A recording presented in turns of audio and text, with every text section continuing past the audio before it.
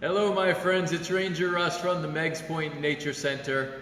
I want to let everybody know, unfortunately the Nature Center remains closed, but Hammonasset is open and it is an absolutely perfect day to be at the beach. It's not very hot at all, few little wispy clouds in the sky, so if you want to come on down, visit Hammonasset, but everybody in the state of Connecticut is within 15 minutes of your own state park.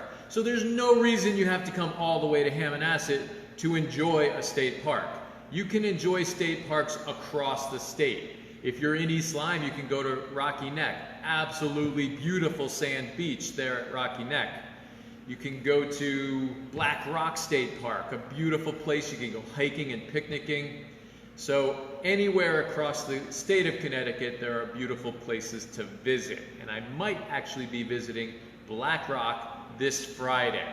So we'll see how that works out. I'm hoping to be able to go over to a Western park, Western Connecticut park this coming Friday. So all of these programs, they can happen from Tuesday to Friday at 11 o'clock. So make sure you tune in on Facebook. But I'm also going to ask you to subscribe to our YouTube channel. I'm really hoping to get 1,000 subscribers to YouTube, and then I can begin to do YouTube live programs from anywhere out wherever I go. So I may actually do 2 different programs from each location. If I travel, I'll do a Facebook live program, go to a different spot in the park, and do another program, because there are so many things to see in a state park. Most people that come to Hammonasset, they just visit the beach and then they go home. So I'm really hoping to encourage people to use our trails and visit more than just the beach, although the beach is pretty spectacular here at Hammonasset. So I see people are already commenting. Please put up where you're from. So Michigan is back. I'm seeing Michigan. Suzanne, is that? From Michigan pops up quite a bit. So I think we have a fan over in Michigan. All right, so today's program is about the treasures of Connecticut. And this is a new exhibit that I created. It's not even completed. I was working on it when we closed the building, and it's pretty close to being done. Just a little bit finishing up, and then when we're open, you'll be able to see this exhibit. But I thought we'd go through some of the rocks and minerals that we have here in Connecticut that are considered treasures and talk about why they are treasures. I'm not sure where we're going to start, so let's just grab right from the top shelf. So I have these little tags. These help me keep track of what all the different minerals are. So first, before we look at each specific one, let's talk a little bit about a rock collection. If you are interested in collecting rocks or minerals, the most important thing to keep in mind is to create a tag. On that tag, obviously it should say what it is, but it should also say where it's from. Many times people just pick up a rock, they might identify it, but then they don't say where it came from. So it's not really as valuable to other rock collectors because they don't know where it's from or anything about it. So as much information, many times, and I tell kids this all the time, if you're starting a rock collection, make sure you put your name on your tag, because if you become a famous geologist, your rocks are going to be worth a lot more because your name is on them. So make sure you put your name on your tag. So this one actually has a couple of different minerals here. There is pink beryl and morganite, I believe. So that's the pink beryl, and the morganite is this bit over here. This is from East Hampton, Connecticut. It's used to make gemstones. Also, a lot of these, I'm going to need this stone in a second. This stone is considered a healing stone. So lots of the stones, people consider them healing stones. And this one is for healing lungs and throat and heart. Right now I need it for my throat because I got a frog in my throat. All right, so let's move on to, let's look at this one. Most people will recognize black mica, so also I'm going to show you guys a little behind the scenes here. We put a number on all of our rocks and minerals. It's just a little bit of whiteout and a mark, and that way if it gets separated from its tag, we still know what it is, okay? So, the mica was used to make windows. You get big sheets of it, and they would cut it into shape and put it. Now, imagine you could see better. This is black mica. You can see better through the lighter colored micas, but you'd have to get a nice thin one, thin slice, and you're not going to see through it very well. It does flake off. But what it was used for after they used it for windows, they found that it resisted heat really well. So they put it in firefighters' masks. So you would make a hood, and this would be what the firefighter could see through because it was so good at resisting that heat. And this one comes from Portland, Connecticut. All right. Now, malachite and azurite are in this one. Okay, the blue and the green. These were used, this was a copper ore, so you could get copper from it, and the green is usually an indicator of copper, but it's really used for beads and jewelry. There's not a lot of copper in it, so it wasn't a good ore to extract copper from.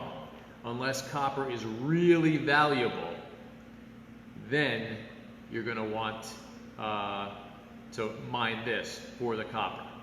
But if copper isn't so valuable, it does make beautiful gems or jewelry. So let's move on. Let's put those back another time. Oh, magnetite. So this little bit up here, now this is magnetic. They used to harvest magnetite off of our beach, or for the beaches of Connecticut, but they would get a giant lodestone, a magnetic stone, and roll it up and down the beach and then scrape off. The magnetite would get picked up by it and then scrape it off and collect the magnetite. I find that fascinating. This one comes from Haddam, Connecticut, and it's used in compasses. You need magnets for compasses, right? All right, let's do this one. Smoky quartz. So many of you have heard of smoky quartz. This one comes from East Morris, Connecticut. Look at that nice big piece. Now, it took me a long time to find these rocks and minerals that I had, and by no means are these the most beautiful or spectacular minerals of the kind that you can find. I've seen it in museums and rock collectors that have big pieces of smoky quartz. So when you see my little crystal, and this is really cool, you know, it's mostly intact to terminated. Terminated means where it comes to its angles.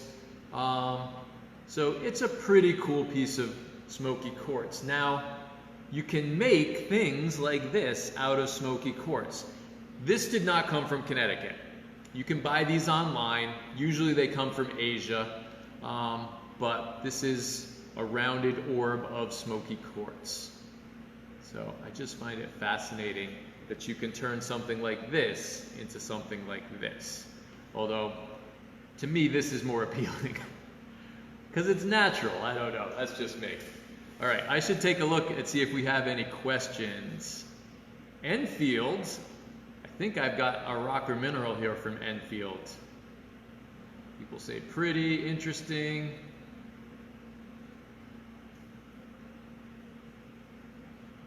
Beryl, pink beryl.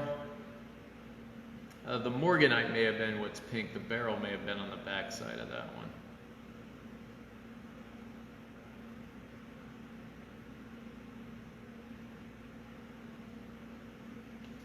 Okay, let's move on, and we're going to look at, so some of the rocks have a lot of different things in them. One of the things we have here, And it's a good idea to try and note what the different rocks are in it, but also to identify or write down how you can tell them apart. I got this rock a long time ago, and I know there's barite in it, but I don't know which of the things I'm looking at are barite. I believe it's this. But this has malachite, which is the greenish, and actinolite, which I'm not even sure what that is, and barite. But barite was used in asbestos and X-rays. So that's what makes this a valuable rock or mineral. It's also a healing stone, but I didn't write down what it was a healing stone for. All right. Oh, here's a big piece of barite. Now, the last piece was from Cheshire, Connecticut. This piece is from New Britain. So it can be found in different places around Connecticut. And tourmaline. This is from Haddam, Connecticut. This is used for jewelry. They can make jewelry out of it. But all this black, that's tourmaline. This is a conglomerate mass of tourmaline there. All right, let's look at, I'll just show you this one quick. Dendrite from Haddam. These pretty green veins through here. Dendrite, that's a healing stone as well. Okay, so let's take a look at this. This Beryl, it's got that nice greenish aqua color. Okay, you can see this was a massive crystal. All right, looks like that's the end there, but the terminated end is broken off. But look at how beautiful that looks. Imagine that would have been a nice big crystal, and when you get inside of it. So that's why Beryl's used for jewelry. This is mainly used for making jewelry. One of the things that I'm working on doing with this is I'm going to get some Beryl that was made into jewelry and put it in here as well. So let's move on to one that has been, did get a jewel of it. So this is amethyst. A lot of people don't realize that we have amethyst in Connecticut. This is from Southbury, Connecticut. So this is our native amethyst from Southbury, Connecticut. The more purple it is, the better it is. So this isn't really purple, but it has some purple color to it. This amethyst gem, that little guy there, hope it's in focus. It's kind of hard with that case. Okay, so there's a little amethyst gem. And then you can make amethyst into an orb.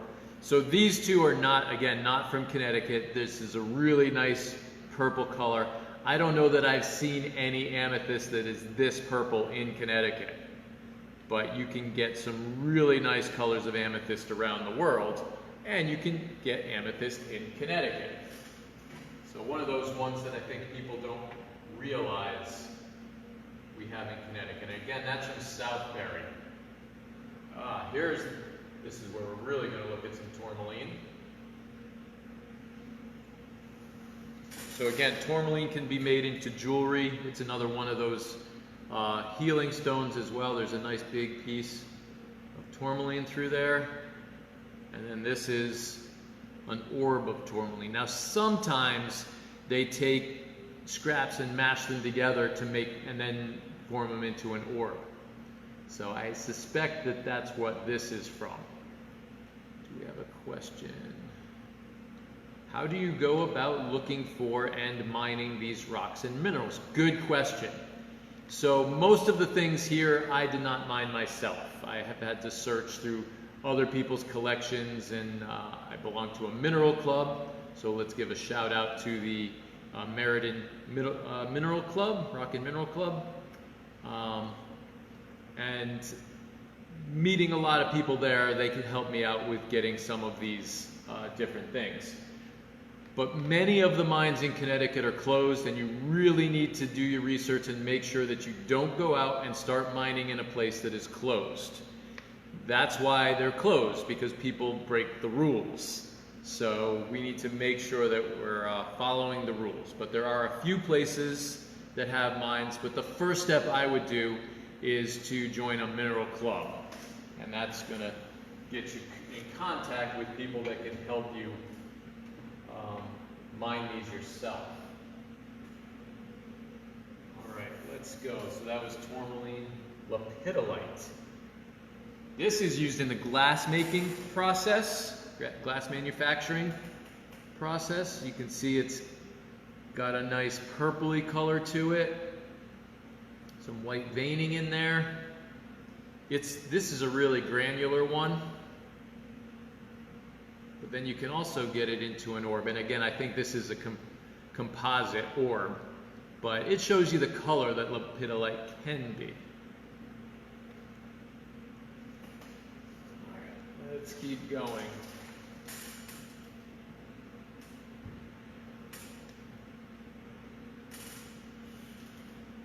And I am not very good at mining. I've done a lot of mining, and I don't find a whole lot. All right, let's talk kyanite, because I've got two different. There's black kyanite, and here is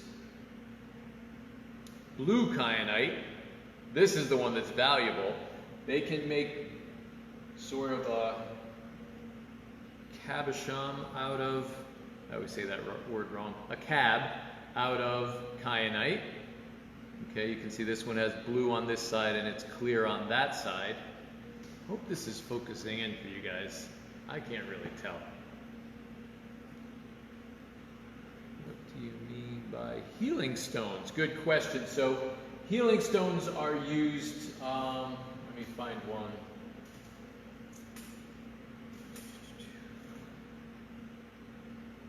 They use them in like the metaphysical energies to help heal people. So you put it next to your bed. So it's really an energy stone. It's not used as a medicine, a medicinal stone. I'm not seeing one right now. But if I find another one, I will, we can talk about it a little bit more. But the kyanite is fire resistant. It's either found with asbestos or made into asbestos. And you can see the black kyanite can be made into things just like the blue. So here's a blue kyanite orb, and you can make gems out of the black kyanite as well. Now this one, this is a good example of a whole bunch of different things in one rock. And this is why I really need these tags, because there are lots of different things in here. Watermelon tourmaline, smoky quartz, lepidolite. So we just looked at the lepidolite. You can tell that one. And the watermelon tourmaline.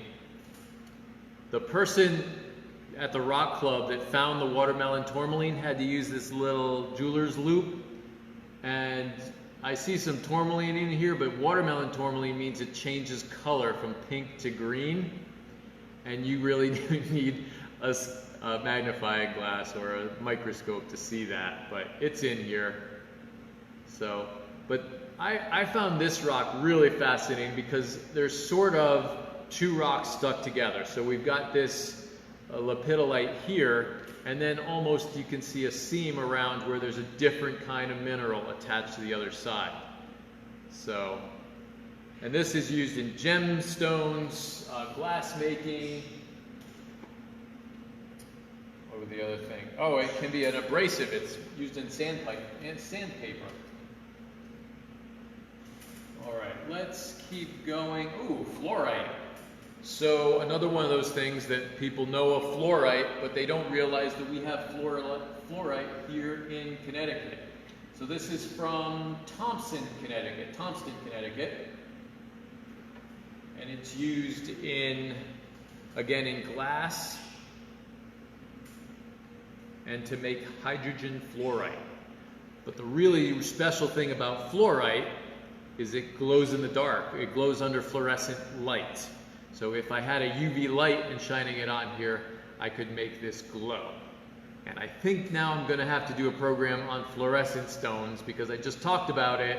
So I think we'll come up with a program on rocks that fluoresce. Although we don't have a lot of rocks that fluoresce from Connecticut, we'll see what I can come up with. But I did go to a mine in New Jersey where I found a few different stones that do fluoresce.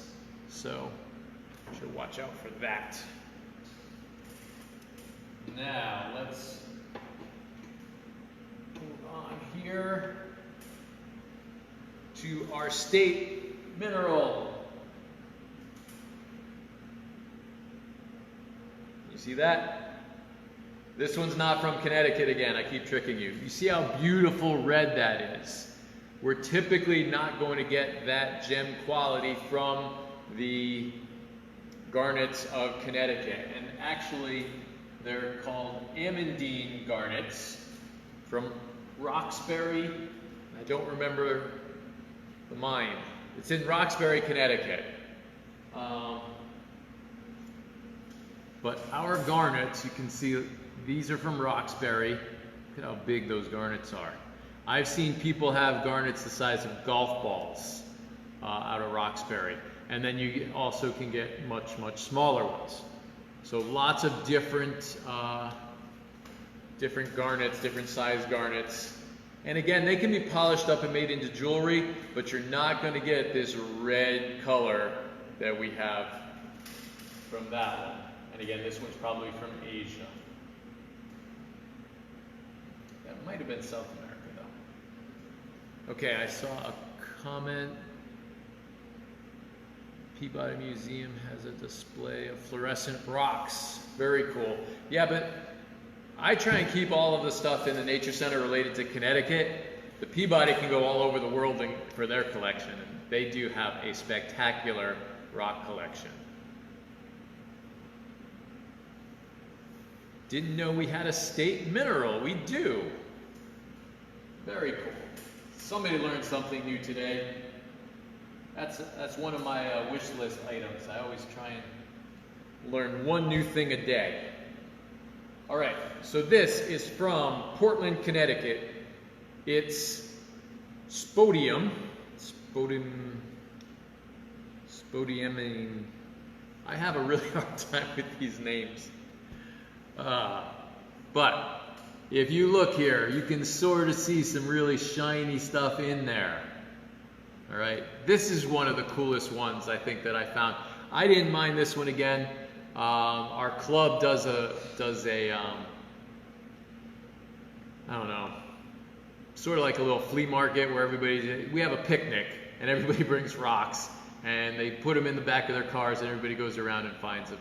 And I found this one there from Portland, Connecticut, so I couldn't pass it up. Just the color was beautiful. And it's used again in glass. It's used to make batteries. They can make fluxing agents. So if you're welding with flux or soldering with flux, you can use that one. All right, let's keep going. Let's do the Dogtooth calcite now. So Dogtooth calcite, this is a big piece. This is cool. Look at all of and this is from Southbury, Connecticut. Look at the different shapes and sizes of these crystals. Look at this crystal structure here. Great big structures, and you can sort of see where it gets the name Dogtooth. But then if you look up here, there's really fine little crystals. Okay?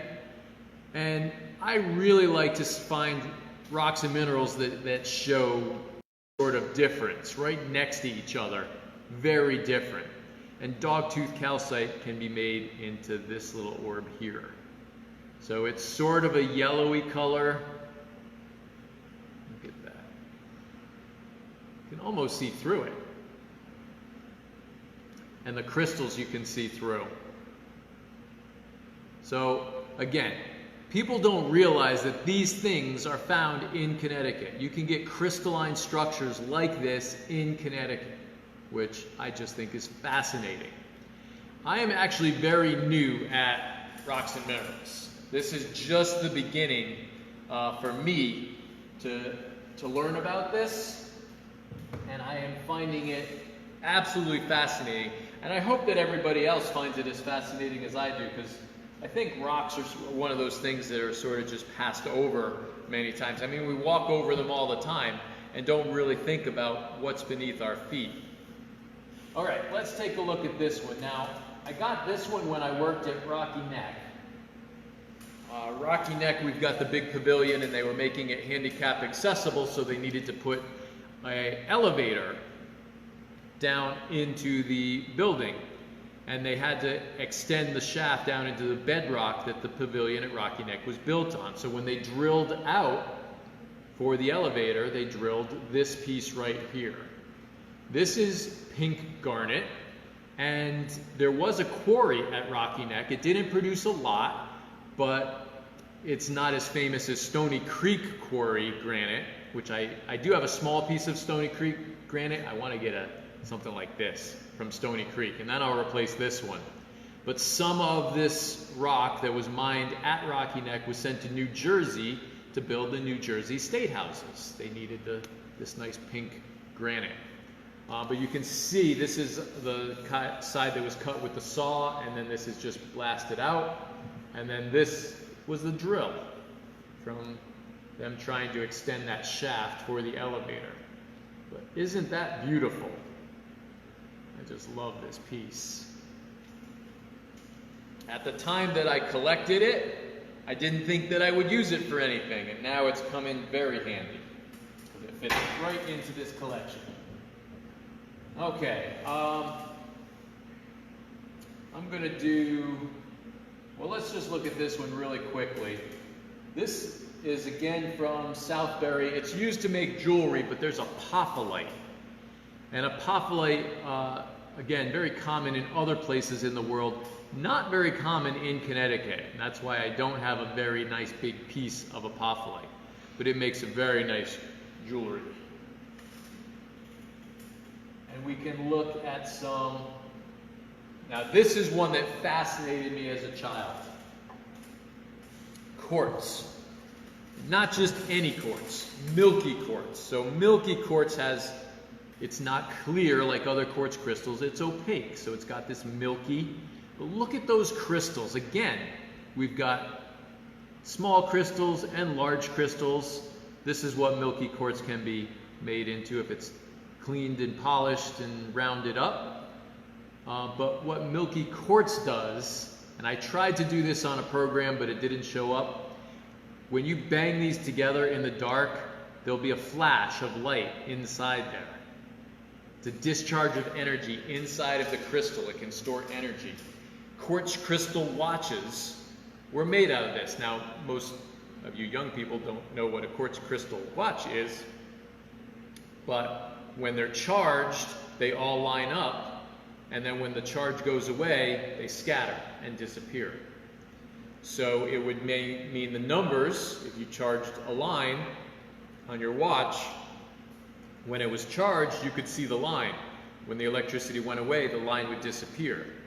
So if you picture a figure 8 of these little lines, you could make any number just by charging or turning off the charge to your quartz crystal watch. And quartz is used in ceramics and glass making and jewelry. All right, let's look at this one quickly. This is more amethyst, and there's some smoky quartz in here as well, so you can sort of see the purpley. Again, not the real purple color that you think of when you think of amethyst, but it's still a very nice, I love all the crystals in there. And even the white looks, this is a nice rock. This one has a lot in it as well. This is from Southbury. I believe that's from the O&G Quarry, which is a pretty famous quarry for our last mineral that we're going to do, which, are we at the last one? I think we are. So let's look at things from the O&G Quarry in Southbury, Connecticut.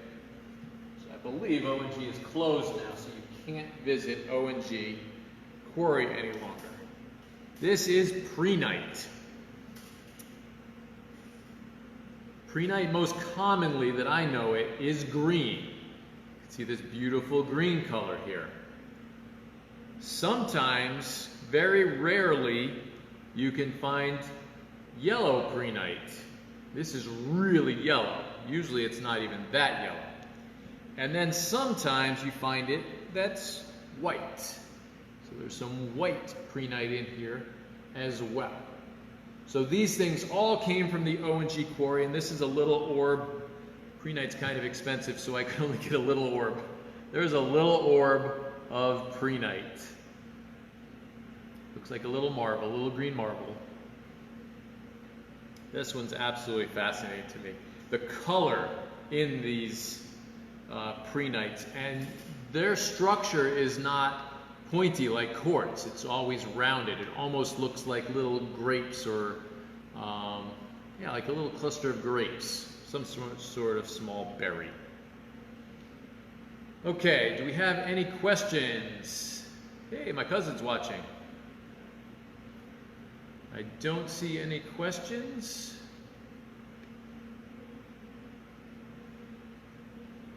All right. Did I get all your questions? I think we're good with questions. So I'm going to remind everybody that I'm going to continue doing these programs from Tuesday through Friday at 11 o'clock. That frog came back. Remember, this Friday at 6:30, we have a really special program, a guest visitor on our Facebook Live. They're going to bring possums from Ferncroft.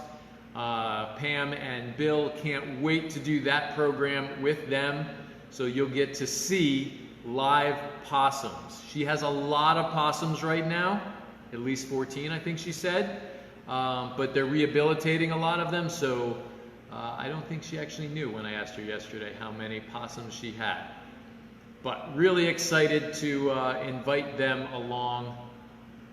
So that will be Friday at 6:30. And someone says we used to break open rocks to look for geodes. Yes, I used to do that as well. I never found one on my own, but when you buy them in the store and have them cut them, I've got a few that way. So very, very cool. Okay, I hope that you gained a little appreciation for the rocks and minerals, the treasures that we have in Connecticut. And please, if you're interested in rocks and minerals, go find a rock and mineral club. There are lots of experts. These guys, that's who I call. When I have a question about a rock or a mineral, I contact the club. There are plenty of people there that have lots of information and they can help you out. So, until tomorrow at 11, this is Ranger Russ signing off from the Meigs Point Nature Center.